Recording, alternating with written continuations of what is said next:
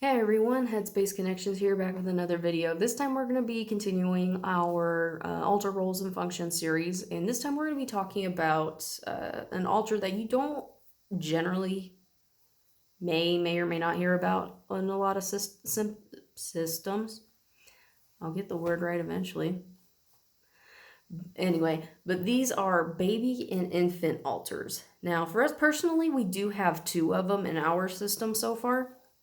And some of you guys have none, less, and some even have way more than what we do.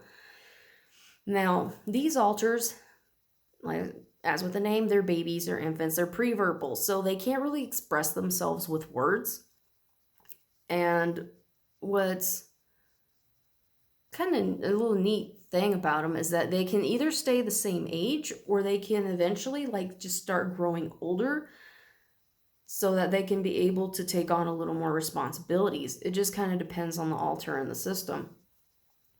Now, if you do have infant baby altars that are trauma holders, the trauma that they hold is going to be primarily consisting of emotional and bodily sensations. So you're not going to get a lot of visual.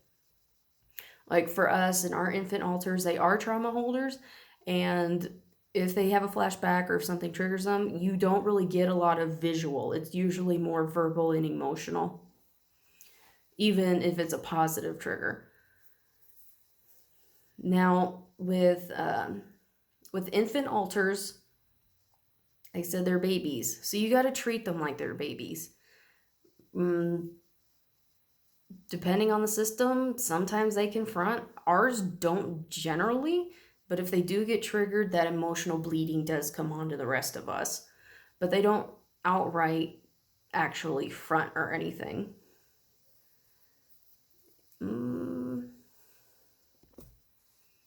Now, like I said, depending on the system, I mean, you can have baby infant altars that do carry trauma, and you can have baby infant altars that don't. So they don't necessarily have to be trauma holders, but for our experience, we did suffer a lot of abuse as infants. Well, as an infant, I guess. I'm pluralizing everything now. But that's why we have those 2 main ones that do hold traumas, because we did have a lot of abuse and bad things as babies and infants. So that's why those are there. But you can also have the baby infant altars that don't necessarily hold trauma. They're kind of there to be that sweet, innocent, the part that has some kind of happiness to it, to kind of help level out the good and the bad. And that's basically it for baby and infant altars. I mean, you don't really find a lot of information about those either, so I'm guessing they're not really super common, but that's what we were able to find and put together for you guys. And we hope you liked the video. We hope it was helpful, insightful, and that's about it for today on that one.